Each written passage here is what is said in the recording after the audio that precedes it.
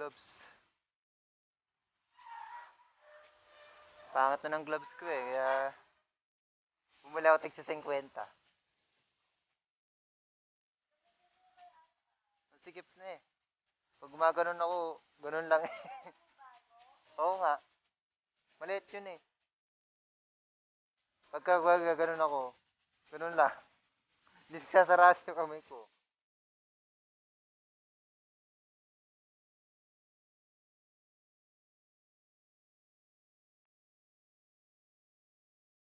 So mahaba kasi yung ganda. Ganda yun. 1.5.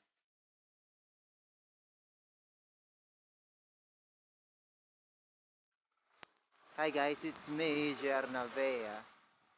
Welcome back to Automatic.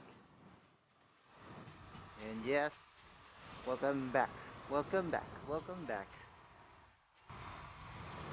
Well, today, bibentahan ko lang kayo.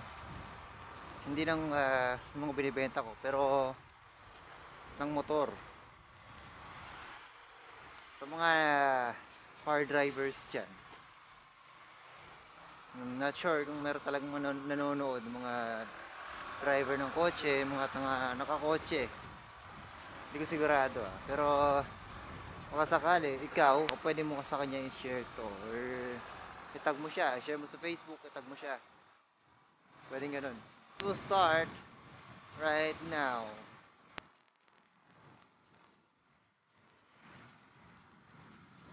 First of all, bakit nga ba kailangan mo ng motor?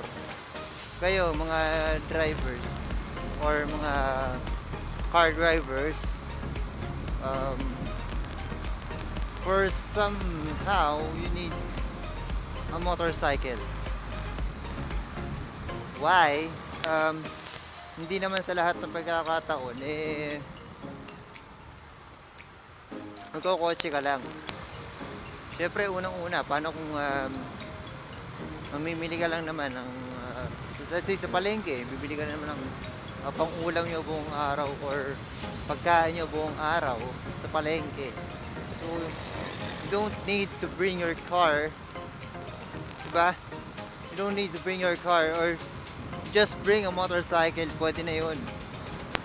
Kasi dyan ka lang naman, napakalapit mo lang, diba? O sabihin natin malayo ka, pero syempre ang hassle maghanap ng parking, yun lang, diba? Ako actually, sanay ako pero hindi ako nagda-drive sa highway. Yun lang ang naisip ko noon na nagpa-practice ako mag-drive ng kotse. Even sa mall, kahit alam natin na merong parkingan sa mall, pero ang hirap maghanap eh. Yes, sa motor, meron naman sariling parkingan ng motor. Hindi naman ganun ka-stricto. Let's say, sabihin natin, merong isang nakaparking na hindi nga maayos. Still, pwede mong ayusin to kahit ikaw lang yun nandun. Kasi sa mga kotse, di ba, visual, nagpa-parking, di ba, may line yun sa may parking. Pati yung kabilang side ng parkingan, nasasakop ng isa. So, ang problema niyan, hindi na magkakasya yung sasakyan mo doon. Ano gagawin mo? Wala, hanap ka ng iba kasi nga, hindi naman kakasya. Hindi mo naman matutulak yung kotse na yan. Samantala, pagka nakamotor ka lang, it's very, ay, natapon, yung galing sayang naman. Natapon. Ayun, so nakamotor ka lang naman, di ba? Madali lang, kahit ikaw, kaya mong iusad yung isang motor na hindi nakaayos. Lagay mo na yung motor mo. Very easy. Second, gas consumption. Napaka sabi nating mahal or mas malakas kumain ng gasolina ang sasakyan o yung kotse kumpara sa motor. Alam mo yan. So dun pa lang, sabihin mo na sa isang araw, nung kapagas ka sa kotse mo 500, sa motor mo 50 lang, pwede na. Ang laki nung katipiran din. May iba tatanong, paano yung mga may mga anak na? Well of course parang exemption na lang din yan. Nasa sayo naman yan kung gusto mo silang iangkas o hindi. Pero kapag babiyahe kayo, For example, mag-asawa kayo, merong OBR, official back ride, bawal ang kabit. Pwede kayong dalawa, nakamotor lang. Kahit may small displacement is nakakabiyahe naman na ng malayo. Like this, may motorcycle si Jello. Kahit napakaluma na siya na talaga, it's 2016 and 19 and 13 years old. May 2006 pala siya nabili ng first owner. And then until now, yan, gumagana pa, tumatakbo pa, di ba? Araw-araw ko siyang ginagamit and still working and good running. Hindi ko na naisip bumili ng kotse dahil dito sa motor na to. Or hindi na ako nangarap na magkaroon ng kotse dahil sa motor na to. Dahil ito pa lang okay na. Sunod, maintenance. Napaka-easy lang naman ang maintenance ng isang motor, di ba? For example, syempre, example na lang lagi natin si Jello. Si Jello kasi is pagka maintenance niya is change oil, change filter, mga ganung bagay lang. Napakadali. Alam mo yung bibili ka lang ng isang sabi na 800 ml na langis. Para sa kanya is okay na is. Magkano lang yun? 200 plus, 250. Magkano ang air filter? 100, 150. So gagastos ka lang din ng mga ilan-ilan. Like kapag nakakotse ka, ilang litro yan? 4 na litro. So times 4 mo, 200 times 4. Noon pa lang malaki na. Meron pa yung oil filter.